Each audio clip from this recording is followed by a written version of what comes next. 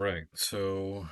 My name is Andy Wagers. I'm with Space Launch Delta 45 as a civilian, and this is my entry into the May uh, game. Yeah, the May Game Jam for Space Force Association. I call it Alien Artifact.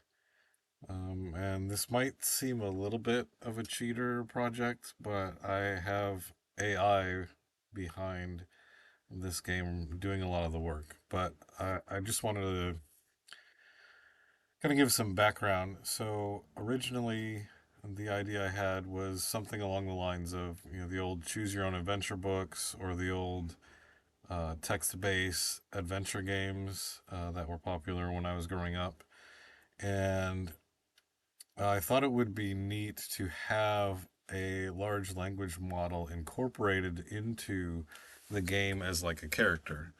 So my original inspiration was kind of HAL from 2001 to have this AI sort of spaceship AI character that during the game has different goals than the player, and you kind of have to wrestle with the AI. But I didn't quite accomplish that, but I'll kind of walk you through what I did. So if you're not familiar, there's a system called Ollama. Ollama allows you to run large language models locally, so you're not having to use OpenAI's API or any of the online tools. You can actually run these open source models locally. So this is something I've been playing around with for work, and thought, well, this is another way I could learn how to use these models. So the install for Ollama is pretty straightforward if you follow their tutorials. There's also a a wrapper for this called OpenWebUI, which is what I'm going to use here. So I'm actually running this on a on another computer on my network. This is on my laptop. One of the things I kept hitting my head against was I was trying to use. There's some smaller models. There's a large language model called Tiny Llama. There's also Tiny Dolphin, and these are actually models that'll run on my laptop just fine. The only problem is they're not as good as some of the other models, and so I could not get them to do what I wanted them to do. So here I'm using some beefier models, but I also need a beefier computer to do that.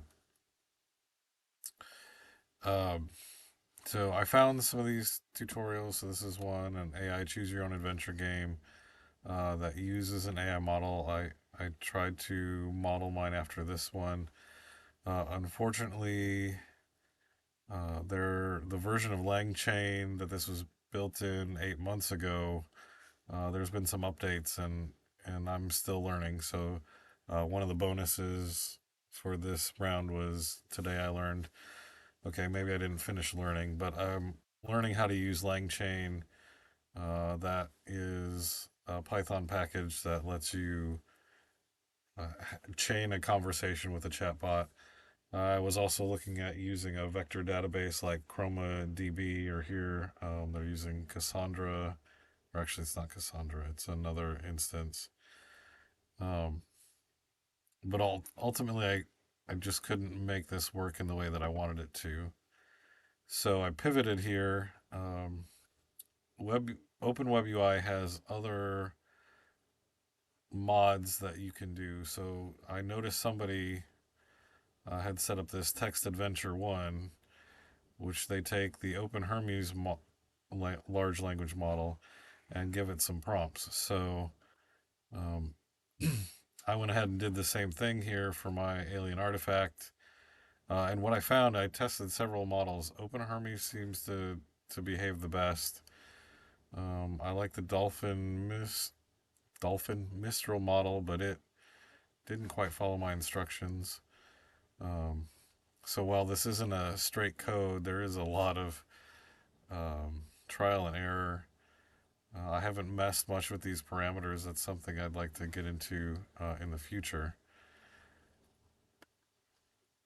And also, what I'm hoping to do is this OpenWebUI is an actual open source. So in all my other explorations with Python, I'd like to see if I can take what I've input here for the model and figure out how OpenWebUI is using the models. But anyways, enough of the introduction. Let me show you the game. So it's pretty simple. It works just like a um, the old-fashioned text adventure games. Before I get to that, you can find my model on OpenWebUI's webpage. So they have openwebui.com. If you log in, which I guess I got logged out.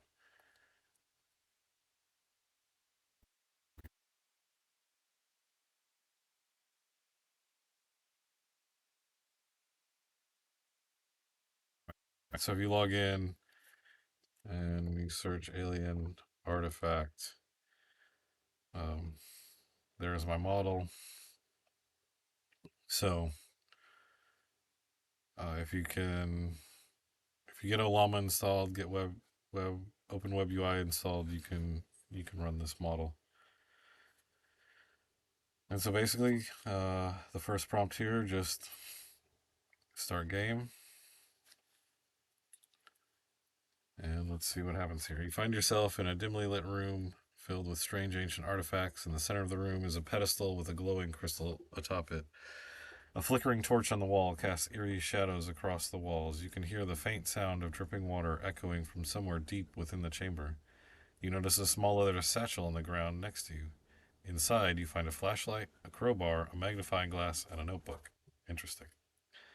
So none of this did I program into it. All right, so we have the options: examine the glowing crystal, search for the source of the dripping sound, take the satchel and its contents, or read the notebook. Well, I think I'm gonna go for the satchel first.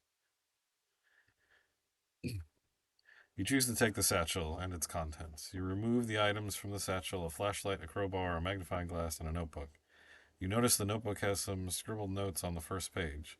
The crystal chamber, must find it. Ancient knowledge hidden within. So I guess I got to read the notebook too. All right, so now we have our choices again. I'm going to examine the crystal. You choose to examine the glowing crystal. As you approach the crystal, you notice that it is encased within a stone pedestal. There are intricate runes etched around the base of the pedestal, and the crystal itself seems to pulsate with an almost living energy. Let's see, should I study the runes? Touch the glowing crystal, use the magnifying glass on the crystal, ignore the crystal, and search for more clues. Because I just think it's an odd choice, I'm going to touch the crystal. You choose to touch the glowing crystal. As soon as your fingers make contact with the crystal, a surge of energy courses through your body. You feel momentarily disoriented, and the room around you seems to spin. When the sensation subsides, you find yourself standing in a vast underground chamber filled with towering columns and mysterious artifacts. Options. All right, so we investigate the artifacts, locate the exit, use the crowbar on a nearby object, or consult the notebook for further guidance. So I'm going to look at the notebook.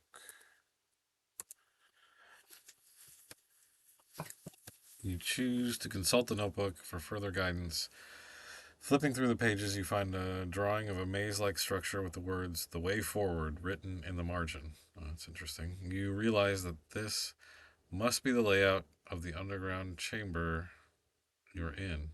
All right, so now we have options, and now I'm starting to see here's where I start to have issues with these large language models. So, this last part should not be here. This is the rules given to the large language model. It should not be spitting them back out at me. So, um, but here's another reason why I was interested in using the large language model. So I'm not sure if I hit one of it, is it going to think it's this, Or is it going to think it's this one? I want to follow the path, so I will tell it to follow the path instead of just the number. You choose to follow the path marked on the notebook.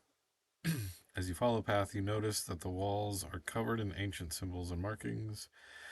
Some seem to be warnings, while others appear to be instructions or directions. You feel a growing sense of unease as you continue deeper into the chamber. Suddenly, you hear a low, rumbling sound, and the ground beneath you begins to shake. Dust and debris fall from the ceiling, and you realize that the chamber is collapsing. Options: run towards the exit. Do I know where the exit is? Seek shelter from the falling debris. Where? Trying to decipher the symbols on the walls for clues. Probably not if the chamber is collapsing. Use the crowbar to break through any obstacles blocking your path. Sure, we'll use the crowbar. You choose to use the crowbar to break through any obstacles in your path. As the rumbling sound grows, you frantically search for anything that could help you break through the debris and reach the exit. You spot a small, sturdy-looking column that seems out of place. With all your strength, you swing the crowbar at the column, causing it to topple over and create an opening in the wall. That seems odd. Racing through the new passageway, you finally reach the exit and burst out into the open air. Gasping for breath, as you look back at the collapsing chamber, you can't help but wonder what secrets it held and whether you'll ever have the chance to uncover them. Alright, so do I return to the collapsed chamber, follow the path you took to get here in hopes of finding more clues? I don't really understand that. Search for a way back to the surface. Rest and regain your strength before continuing on your journey. Let's return to the collapsed chamber.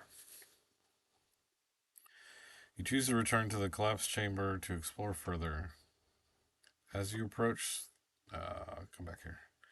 As you approach the collapsed chamber, you can see that the walls are still partially standing and the sound of falling debris has mostly subsided. You cautiously enter the chamber, the crowbar at the ready. As you make your way through the dimly lit passageways, you notice that the walls are covered in a strange bioluminescent fungus that seems to be pulsing with eerie blue light. The air is thick with the musty smell of decay, and the sound of your footsteps echoes through the chamber. Suddenly, you hear a faint whispering sound like thousands of voices speaking at once. The sound seems to be coming from a large passage. Oh, sorry. Sound seems to be coming from a large, ornate sarcophagus that lies at the end of the passageway. So, do we approach the sarcophagus, ignore the sarcophagus, and explore the chamber? Use the crowbar to pry open the sarcophagus. Return to the exit and leave the chamber. Let's pry open the sarcophagus because that sounds like what we're supposed to do. You choose to use the crowbar on the sarcophagus. As you approach the sarcophagus, you can feel the weight of the ancient artifact beneath your hands. You take a deep breath and swing the crowbar, prying open the heavy lid. Okay, interesting. Inside, you find a beautifully preserved mummy adorned with intricate gold jewelry and a mysterious amulet hanging from its neck. As you reach out to touch the amulet, a sudden gust of wind fills the chamber. At the sound of the whispering voices grows louder. You feel a strange tingling sensation in your fingertips, and the amulet seems to pulsate with a faint, otherworldly light. Remove the amulet from the mummy's neck. Leave the amulet. Oh, yeah, definitely remove the amulet. As you carefully remove the amulet, the whispering voices grow louder, and the air in the chamber seems to grow colder. The amulet is warm to the touch, pulsating with a faint, otherworldly light. Suddenly, the mummy's eyes snap open, revealing glowing irises that seem to be staring right into your soul. The mummy's arms stretched out, reaching for you as its decaying flesh seems to reanimate before your eyes. Alright, do I want to attempt to communicate with the mummy using the amulet? Throw the amulet at the mummy in an attempt to fend it off. Quickly retreat to exit and try to escape the chamber. Attempt to destroy the amulet, hoping to end the mummy's curse. Well, I think this isn't the part in the movie where I run, so I'll just tell it run. You choose to quickly retreat to the exit and try to escape the chamber. As you run, the mummy's groaning voice fills the chamber, echoing your every step. The ancient air is thick with dread as you fumble with the door, desperately to escape the mummy's grasp. As you reach the exit, the door refuses to budge. The mummy's bony fingers wrap around your ankle, pulling you into the darkness. You struggle to break free, but its grip is relentless. Alright, use the crowbar to pry the door. Attempt to negotiate with the mummy, promising to return the amulet. Fight the mummy using any available weapons or items, or accept your fate. We're gonna fight. Fight. Crowbar.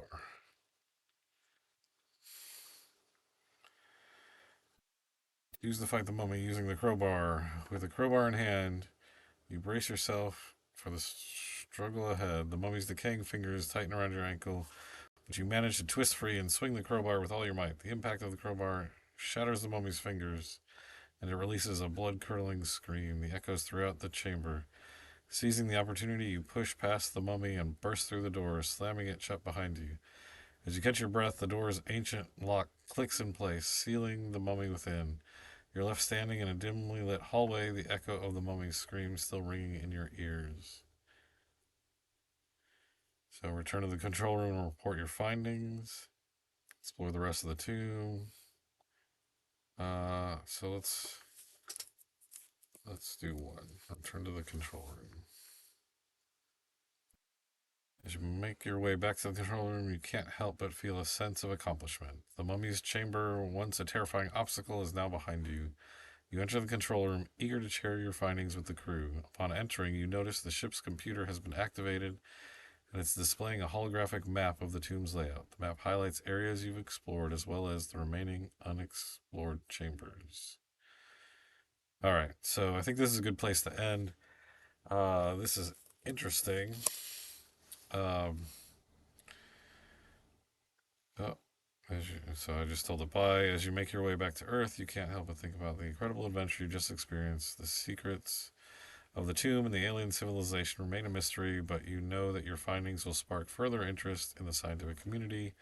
Upon your return, you are greeted as a hero. Your discovery of the ancient alien civilization captivates the world, and your name becomes synonymous with bravery and exploration. You're hailed as a pioneer in the field of interstellar archaeology, and your career takes off in ways you never could have imagined. Epilogue. In the years that follow, you continue to explore the reaches of space, uncovering mysteries of long lost civilizations. Your adventures inspire a new generation of explorers, and together you will work to unravel the secrets of the universe. The end. So that's a nice little ending I didn't have before, but it's interesting that this didn't really have a whole lot of space theme, which is, if you look at my prompt here, um, I try to make it more of a space.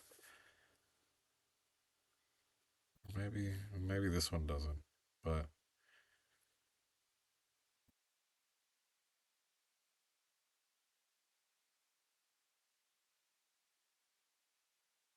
I guess all of my examples were space themed. But um, so that's cool. I did one before this that was pretty interesting. So you started out, you wake up on an alien spacecraft and trying to find your way around. It's deserted, and it's the aliens had made some sort of energy source that destroyed their civilization, and you shut it down to save the universe. It's kind of the theme of that one. So anyway, um, that's my entry for this month. I wish I had more there, but I think this is something I'm going to continue sort of working on to try and figure out, because I really want to understand um, how to manipulate these large language models to do specific tasks, and how to use the LangChain and vector databases to really build my own system, which I think will have benefits for both work and just for fun. So at that, I will end. Thank you for watching.